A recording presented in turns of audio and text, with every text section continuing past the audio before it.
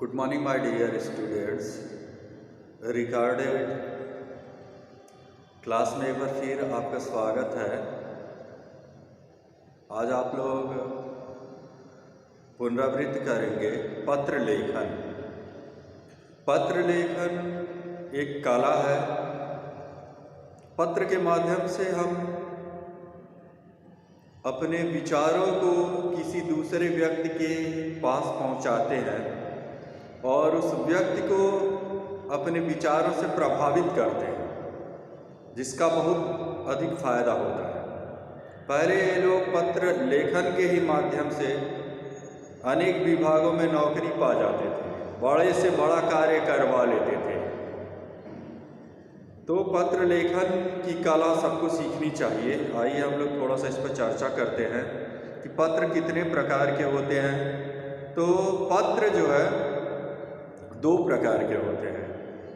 पहला जो पत्र है उसको औपचारिक पत्र कहते हैं।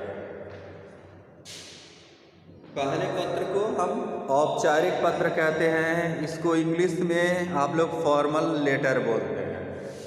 पत्र जो है इसके दो प्रकार होते हैं। 2 टाइप्स ऑफ लेटर इंग्लिश में बोलते हैं। दो प्रकार होते हैं। पहला जो होता है औपचारिक पत्र। इस पत्र को हम किसी भी सरकारी अधिकारी, विद्यालय के प्रधानाचार्य, किसी भी सम्मानित व्यक्ति के पास लिखते हैं। औपचारिक पत्र इसको बोलते हैं। यह फॉर्मल लेटर होता है। इसमें बहुत ही कम सटीक शब्दों में, मतलब कम शब्दों में हम अपने बात को बहुत ही अच्छे ढंग से व्यक्त करते हैं। इसमें हम बहुत ज़्यादा अनावश्यक शब्दों का प्रयोग नहीं करते हैं। शिष्टाचार के नियमों का पालन करते हैं। ठीक है। दूसरा है अनौपचारिक पत्र। इस पत्र को हम अपने मित्रों के पास,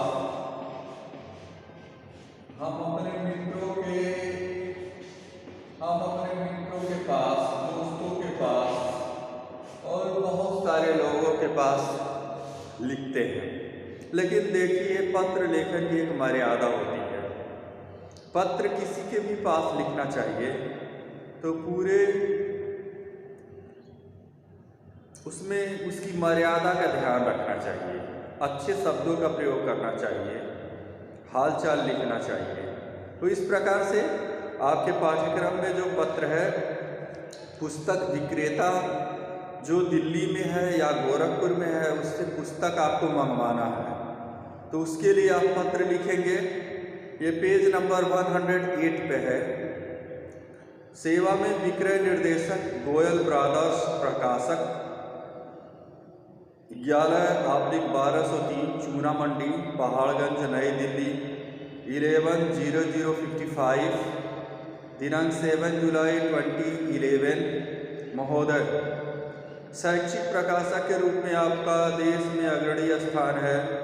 आपकी पुस्तकें ज्ञानवर्धन तो कराती ही हैं, साथ ही उनमें पाठ विषयों का प्रस्तुतिकरण ऐसा होता है कि विषय स्वयं ही समझ में आ जाता है। कृपया निम्नलिखित पुस्तकें नीचे लिखे पते पर भेजने का कष्ट करें।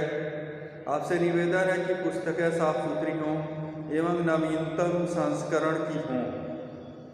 इन पर मिलने वाला कमीशन भी अवश्य दीजिएगा। मैं अग्रिम धनराशि के रूप में 300 रुपये भेज रहा हूँ, शेष मैं VVP से छुड़ा लूँगा।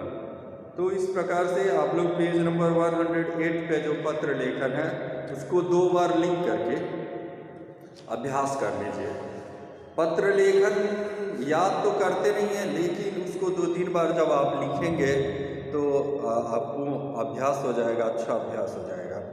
अब आइए हम लोग चलते हैं अनुच्छेद लेखन की ओर। अनुच्छेद लेखन क्या होता है?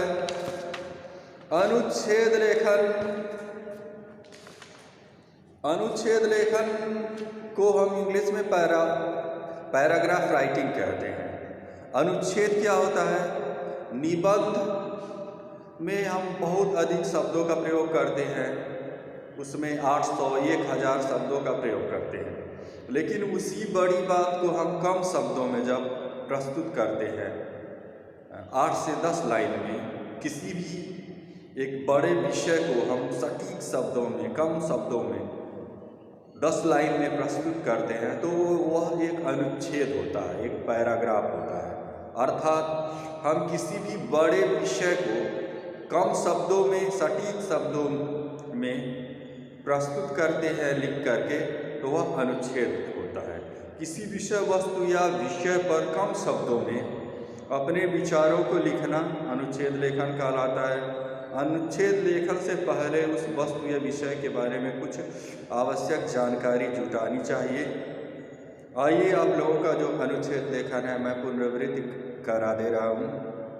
होली का त्यौहार फागुन महीने की पूनम को मनाया जाता है। यह 2 दिनों का त्यौहार है। पहले दिन शाम को होली जलाई जाती है। स्त्रियां नए फसल के अन्न से होली की पूजा करती हैं। दूसरे दिन को धुलेड़ी कहते हैं। इस दिन लोग रंग खेलते हैं, पिचकारियों में रंग भरकर एक दूसरे पर डालते हैं। लोग एक दूसरे पर अबीर गुलाल भी डालते हैं। होली खेलने के बाद लोग तरह तरह के पकवान खाते हैं, एक दूसरे के घर जाकर गले मिलते हैं, तरह तरह के पकवानों से एक दूसरे का स्वागत करते हैं। सचमुच होली रंगों का त्यौहार है। तो प्यारे छात्रों, इस प्रकार से आप लोग आज पत्र कम से कम घर पे एक बार लिख लीजिएगा। इससे आपका अभ्यास हो जाएगा, लिखने की कला विकसित होगी। तो इस प्रकार से अभी पुनरावृत्ति चल रहा है, आप लोग मन लगाकर पुनरावृत्ति करिए। धन्यवाद, थैंक यू।